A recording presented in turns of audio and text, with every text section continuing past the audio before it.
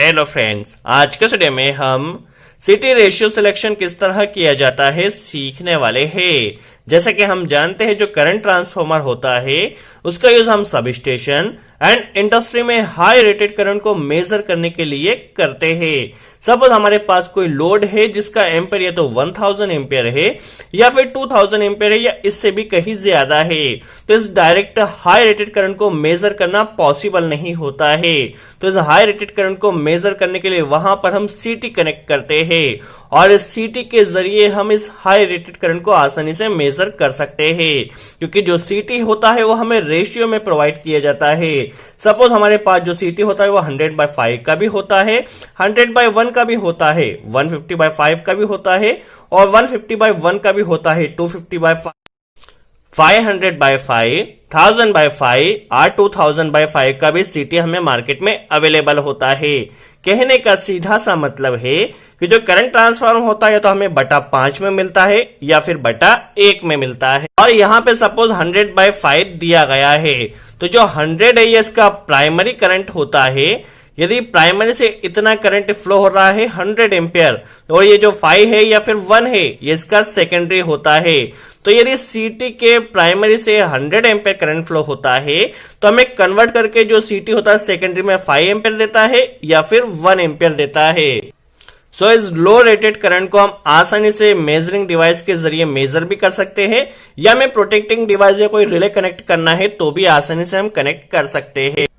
जो सीटी होता है एक तरह का हमारे पास स्टेप अप ट्रांसफॉर्मर होता है।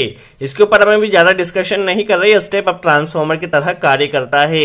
दैट मीन्स क्या करता है, यह जो प्राइमरी करंट होता है उसे रिड्यूस कर देता है और हमें सेकेंडरी में कम एम्पियर करंट प्रोवाइड करता है। और स्टेप अप ट्रांसफॉर्मर में क्या होता है, यह वोल्टेज को इंक्रीज कर देता है जिसकी वजह से करंट हमारा डिक्रीज हो जाता है और इस डिक्रीज करंट को हम मेजर कर लेते हैं। वैसे सीटी के ऊपर हमने डिटेल में वीडियो बनाई थी, आप डिटेल में सीखना चाहते तो लिंक डिस्क्रिप्शन में मिल जाएगी, आप जाकर देख सकते हैं।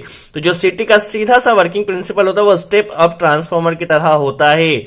यह वोल्टेज को इंक्रीज कर देता है जिसकी वजह से हमारे पास करंट डिक्रीज हो जाता है और इस डिक्रीज करंट को हम मेजर कर लेते हैं। चलिए अब आते हैं हमारे मेन टॉपिक की तरफ कि हमें सीटी वहां पर कितने रेशियो का सिलेक्ट करना है, चाहे हम मेजरिंग डिवाइस के लिए या कोई आमीटर के लिए सिलेक्ट कर रहे हैं या फिर प्रोटेक्टिंग डिवाइस के लिए कोई रिले के लिए सिलेक्ट कर रहे हैं। तो वहां पे हमें 100/5 का कनेक्ट करना चाहिए या 100/1 का कनेक्ट करना चाहिए, 200/5 का कनेक्ट करना चाहिए, 200/1 का कनेक्ट करना चाहिए। तो सबसे पहले हम प्राइमरी करंट को सिलेक्ट कर लेते हैं, जैसे कि 100/5 दिया गया है। तो प्राइमरी करंट किस तरह सिलेक्ट किया जाए, कितने का हमें सीटी लगाना चाहिए। तो चाहे हम मोटर के लिए कनेक्ट कर रहे हैं या फिर इंडस्ट्री में कोई लोड के लिए कनेक्ट कर रहे हैं या पूरे सब स्टेशन के लिए सीटी कनेक्ट कर रहे हैं, तो सबसे पहले हमें यह पता होना चाहिए उस मोटर का या उस लोड का एफएलसी करंट कितना है, फुल लोड करंट कितना है। सपोज हम कोई लोड के लिए या कोई पूरे सब स्टेशन के लिए कनेक्ट कर रहे हैं, तो सपोज हमारे पास जो सब स्टेशन का लोड है 1000 एम्पियर है, जो सर्किट ब्रेकर कनेक्ट किया गया है वो 1000 एम्पियर का कनेक्ट किया गया है। तो वहां पे हमें जो सीटी कनेक्ट करना है इस एम्पियर के बराबर ही कनेक्ट करना है। या कोई सपोज हमारे पास कोई मोटर है, मोटर का सपोज हमारे पास एम्पियर 300 एम्पियर है, उस मोटर का एफएलसी करंट हमारे पास 300 एम्पियर है, तो हमें यहाँ पे जो सीटी कनेक्ट करना है ये 300 एम्पियर के ऊपर की जो भी सीटी मिल जाए, 325, 350 जो भी हमें इसके ऊपर की रेटिंग की जो भी सीटी मिल जाए उसे हमें कनेक्ट कर देना है। चाहे हमारे पास कोई मोटर का लोड 140 एम्पियर है तो वहां पे हमें 150 एम्पियर का सीटी वहां पे कनेक्ट करना चाहिए। कहने का मतलब है कि जो भी एफएलसी करंट मोटर का होता है उससे एक स्टेप आगे हमें सीटी को सिलेक्ट करना चाहिए। तो यदि आप किसी मोटर के लिए सीटी को सिलेक्ट कर रहे हैं तो आप मोटर का फुल लोड करंट देख लीजिए, उसके एक स्टेप ऊपर की आप सीटी कनेक्ट कर दीजिए। और यदि आप सीटी को कोई सब स्टेशन के लिए सिलेक्ट कर रहे हैं तो सब स्टेशन में पूरा करंट मेजर करना पॉसिबल नहीं होता है, तो वहां पर आपने जो जितने एम्पियर का सर्किट ब्रेकर या एसी भी कनेक्ट किया है उतने एम्पियर का वहां पे सीटी कनेक्ट कर दीजिए। सपोज आपका जो फुल लोड करंट है वो पूरा सब स्टेशन का 1000 एम्पियर और सर्किट ब्रेकर भी आपके पास इतने का ही कनेक्ट है, तो वहां पे आप 1000 एम्पियर का या फिर 1000 एम्पियर का सीटी कनेक्ट कर दीजिए। अब मेन क्वेश्चन ये आता है कि बटे 5 का कनेक्ट किया जाए या फिर बटा 1 का कनेक्ट किया जाए। इसका सिलेक्शन किस तरह किया जाएगा? तो देखिए, आपकी एप्लीकेशन चाहे जो हो, मेजरिंग हो या फिर प्रोटेक्शन का हो, सबसे पहले आपको देखना है कि आपके पास जो सीटी है उससे आपके पास जो मेजरिंग डिवाइस है या फिर प्रोटेक्टिंग डिवाइस, सपोज ये हमारे पास मेजरिंग डिवाइस या फिर हम कह सकते हैं प्रोटेक्टिंग डिवाइस है, इससे सीटी की जो डिस्टेंस है, मेन जो कॉन्सेप्ट होता है वो डिस्टेंस के ऊपर डिपेंड करता है। आपने यहाँ पे सीटी कनेक्ट किया है, इस सीटी से मेजरिंग डिवाइस या प्रोटेक्टिंग डिवाइस की जो डिस्टेंस है, यदि वह 10 मीटर से कम है, 10 मीटर से लेस है, तो उस कंडीशन में आपको जो सीटी सिलेक्ट करना है वो बटा 5 का सिलेक्ट करना है।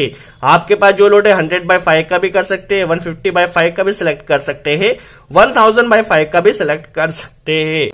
कहने का सीधा सा मतलब है, यदि आपके पास सीटी और मेजरिंग या प्रोटेक्टिंग डिवाइस की डिस्टेंस 10 मीटर से लेस है तो वहां पे आप बटा 5 का सिलेक्ट कीजिए। यदि डिस्टेंस 10 मीटर से ज्यादा है, हाई है, तो वहां पर आप बटा 1 का सीटी सिलेक्ट कीजिए। इसी तरह हम सिलेक्ट करते हैं। सो आई होप आपको क्लियर हुआ हो। एक बार फिर से, सबसे पहले आपके पास जो भी मोटर है, जो भी लोड है, उसका आप एफएलसी करंट पता कीजिए।